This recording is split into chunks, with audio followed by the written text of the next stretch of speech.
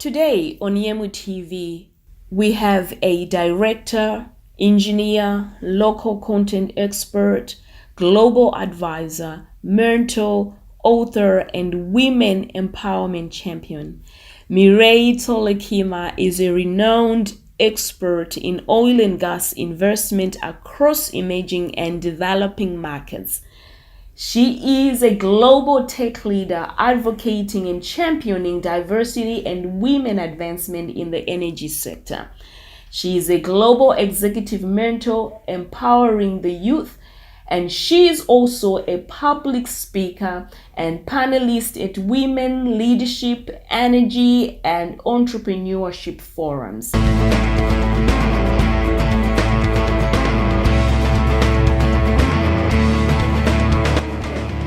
What an inspiring and amazing life you are living.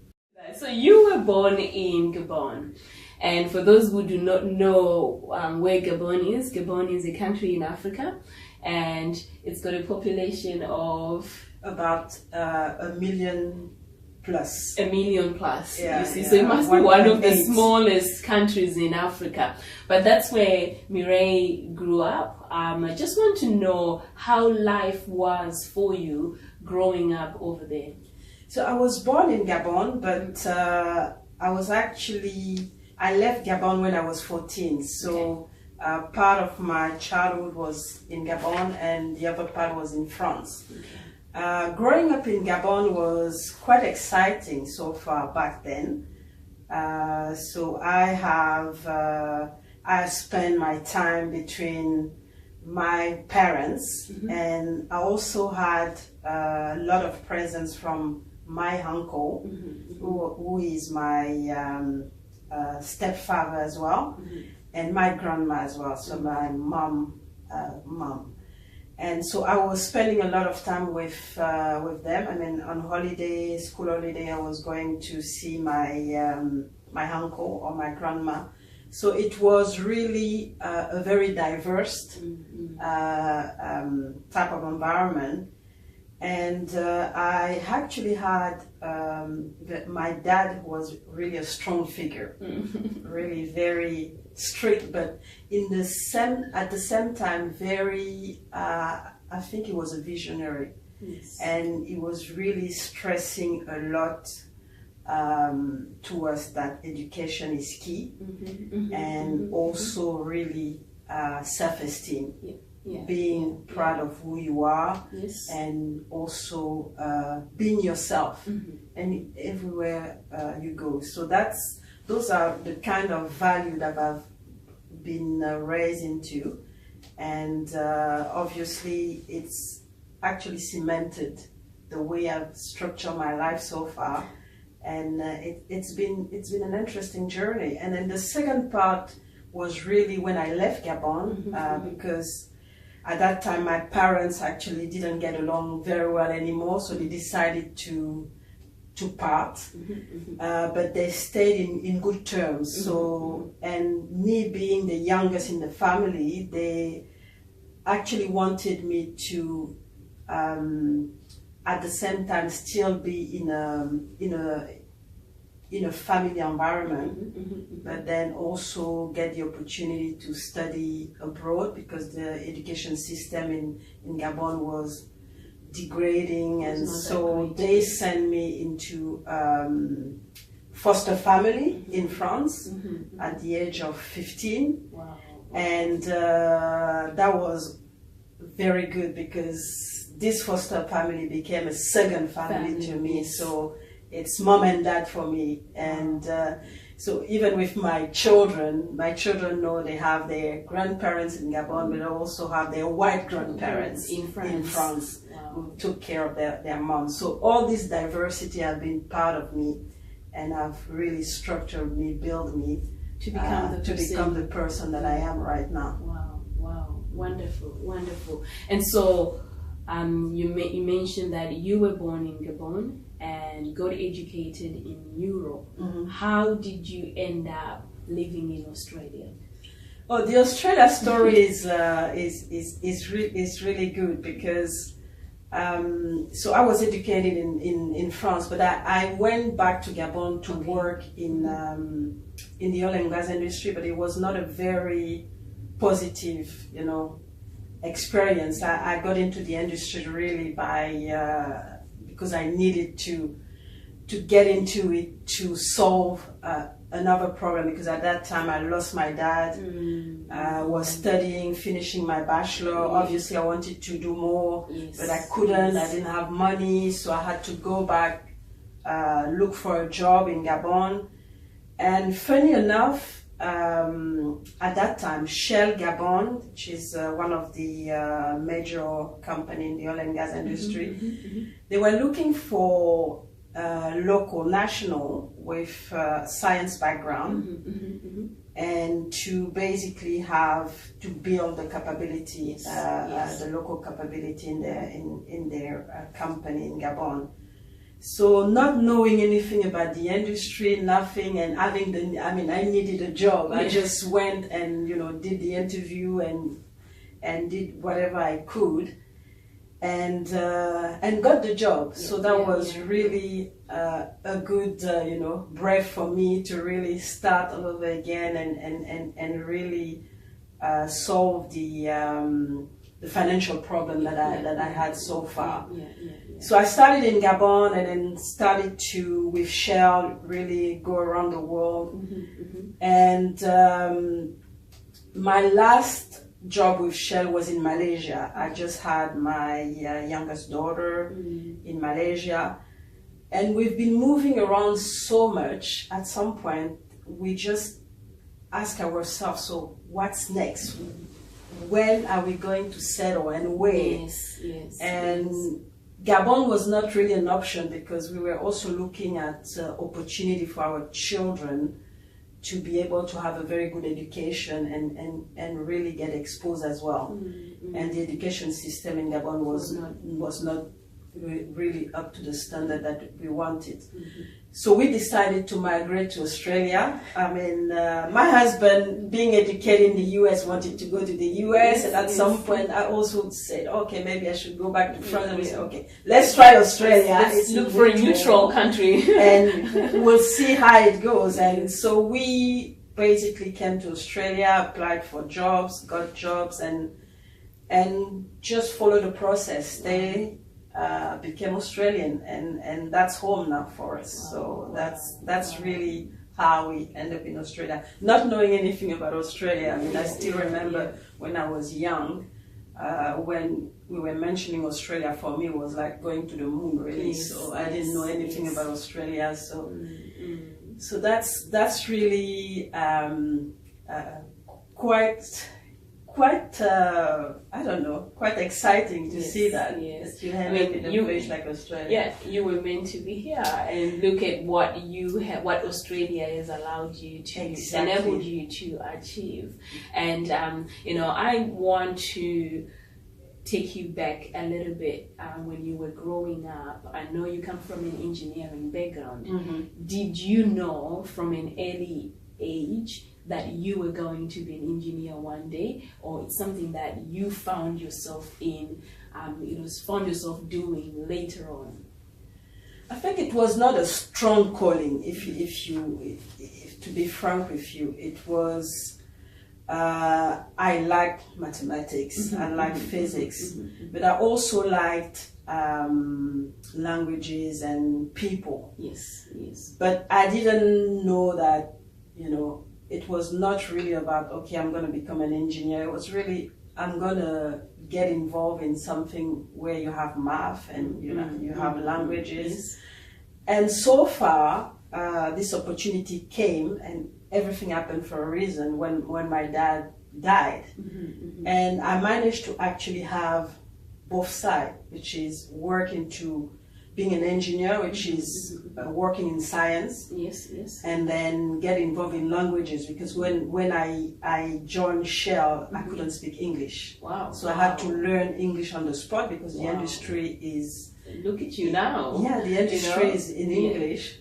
So there was a lot of frustration at the beginning, but at the end of the day, it was for a reason. That's right. So I managed to, in a way, fulfill my dream of being able to work in the science industry and learn languages. And so far, I've been moving around. I've been able to learn some other languages, Spanish, a little bit of Portuguese, a little bit of Malay. So it has been basically my dream now to really have to learn all those languages and also work into an industry where I use science as the main subject. Wow. And you are an inspiration to a lot of women out there, especially young girls who are trying to get into engineering or other STEM fields. And when they see, because at the moment the issue that they have is representation, when they see other women like yourself who are now being considered experts in the industry, it gives them hope. It inspires them, and they would want to do more and even achieve their level of greatness. So I know you are doing a lot of work in the community to try and inspire young girls to be involved with STEM, which is a wonderful thing, and I'm very passionate about STEM myself, working in oil and gas as well. So you're doing a good job, and keep doing that, because we want more of female engineers out there. And you're now considered an expert in your field, which is male dominated. Exactly, by the way. How have you managed to gain people's respect? I think in all those things, it comes down to knowing who you are and really deciding the kind of impact you want to really have in the community or in your professional life or in whatever environment. And going through, all those struggles at the beginning of my career, I mean, not being able to speak English, and then when I joined as well, I have this complex, because I was coming from a very small university, a non-university, in the western part of France, and then you come into an environment in Shell where people are from Oklahoma University, top university in the world. So you feel like you don't belong, and so at the beginning it was quite difficult for me. I had to cope with the language. I had to cope to finding my place, and at some point I just sat down and asked myself, you know what, Mireille, you are here. Yes. Something brought you here. There's a calling. Yes. So you're here for a purpose. Wow. You might as well have the impact that you bring some impact into the industry. And that's how I started to really work hard, be myself, and really impose myself in the industry. And it comes down to delivering results, bringing value to the industry, and also showing that you are able, and in the process, continuous learning, because obviously you start as amateur, basically, but with knowledge, which with coaching and mentoring, you can become what you want to become. So it has to come with your hard work. It has to come with your mentoring and knowledge and the right attitude to actually really be yourself and make the effort to gain the right knowledge to progress into the industry.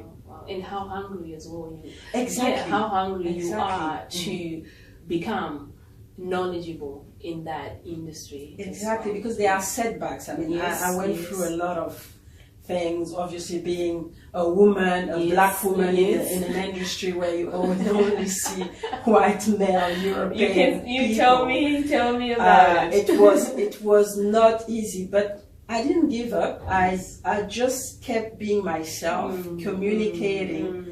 And what's fantastic with working with men, they test you a lot at the beginning, but as soon as you prove to them that you are an asset, you know what you're talking about, they actually support you a lot. Wow. Yeah. Wow. Beautiful. You know, we have to shift gears a little bit and move on to the next couple of questions that I prepared for you. I know you are both a wife and mother. How have you managed to maintain a healthy work-life balance? Is there such thing as such in your world? I don't know if work-life balance really exists, frankly. But if it exists, it's something personal. It's each one of us create the kind of balance that we can create.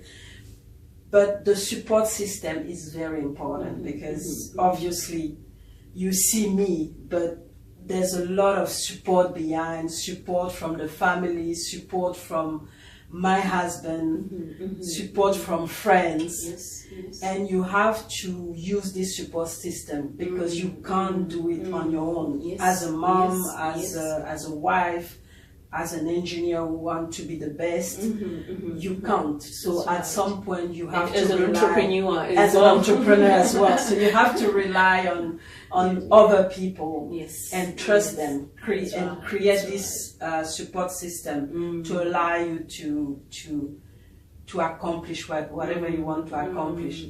But obviously, I mean, it's not always perfect at every moment. There have been periods where I was so depressed, especially when the kids are young and you still need to deliver, and sometimes you can't really do what you want. My strategy was just, this is a period, you have young children, just enjoy the moment, step back in one area, the career in this case. It's going to take you more time, but you'll get there. So this time is the time for being a mom and really focusing on that. Yes, I mean, I didn't stop working. I actually went part-time just to still stay in touch with the industry. That's right. And then when the children were a bit younger, I could actually add more. And that's how I could actually have this fulfillment. But it came with different steps. That's right. And I like the fact that you said it's a personal thing. It's a personal thing. So it comes down to what's important to you, what you value, and there's no wrong or right answer to that question, as long as at the end of the day you end up with a thriving well-being and fulfilled. Exactly. All right. And so, in addition to being a consultant / entrepreneur, you are an author. I've read your first book on personal growth, Stepping into Your Greatness. A brilliant book, by the way. Thank you. And oh my goodness, it's so simple yet powerful and life transforming. Great things do come in small packages, for sure. I'm going to read your, the introduction to this book, and I hope someone is going to be inspired by just this paragraph that I'm going to read. So, greatness has everything to do with habits, beliefs, passion, flexibility, attitude, and inspiration. What it comes down to is having the frame of mind to set practical habits and keep a balance between attachment and commitment and letting things happen. Exactly. Wow. Beautiful. What inspired you to write this book? What inspired me to write it? Because when I started writing, it was more, because this is actually my second book.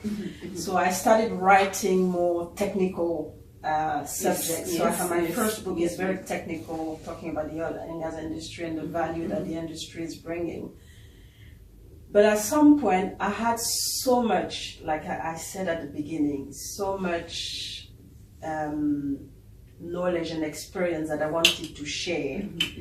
So I just decided to go the motivational book / inspirational book route to really share that, because I think at the end of the day, I don't want to keep everything for myself. That's right. It has to be shared. It has to be I have to tell my story, and I have to tell people what I has think. helped you, yes. What I think. I mean, how I see life, you know. And that's how this stepping into your greatness is has come down to, because I believe, and that's my personal view, that everybody can bring something on the table. We are all born with some greatness in a way. It's just now a matter of how we develop it, and if we decide to develop this develop this greatness, and to engineer this greatness, to do good thing in the world, and make an impact and leave a legacy. Because at the end of the day, for me, life is about leaving a positive legacy, and having an impact in the world. Yes. Because that's what stays. I mean, when you're gone, that's right. That's really your legacy. It's what stays behind. Yes. And you have to make sure that this legacy, it's gonna be a lasting one. That's right. That's right. And that's why I really went this route of writing the book, and putting my philosophy into the book, describing the rules that I think have worked for me, and I'm definitely sure they will work for somebody. That's right. Oh yeah, no, anybody. Yeah, I read the book and I was like yes. scribbling all over it and just writing, taking my own notes, because I really wanted to be personal. I wanted it to be personal, and the size of it makes it even handy for you to carry it around. You can read it on the train, you can read it wherever. You can just put it in your handbag and you read it on the go. So it's a very, very good book. I wouldn't, I cannot say enough about it. I was really impressed and blessed by the book. And so, going back to the book, what you have written, how would you help someone watching this interview and that person is still unsure of their greatness? I mean, still unsure of your greatness. You already have this greatness, that's for sure. It's there. You're born with it. Yes. Now it's a matter of embracing it and really taking the next step to really put this greatness out there, and start to really believe that you can make an impact in the world. And it starts by knowing yourself first. Yes. That's the first step. Who are you? Do you know yourself? What can you bring, to the world? Yes. What are your passions? What do you want to do? What are you passionate about? It's all those questions. Really, it starts with you. It starts with your mind as well. Your mindset. What do you feed your mindset with? And what impact do you? What are your goals? Where do you want to go from here to now? So that's the starting point. And then when you know yourself, the self-esteem also comes, and you become, you feel like you have unlimited potential, which is the case. We're really unlimited. We are the one limiting ourselves. It doesn't come, it's not easy, but the potential is there. We have to develop it. We have to believe that we can do it. It can take, 2 years for one person, 10 years for another person, but still you can develop that. You can bring greatness into the world. And that's really where we should start. And when you know who you are, what you want to do, really start to act, because action is everything. Start to act, start to take those steps to really bridge, the gap that everything that you're missing, and really try to go for, the mentoring, the people, surround yourself with the right people, really get the right skills, try to, do the right experience to really get yourself to the goal that you've set to yourself. Wow.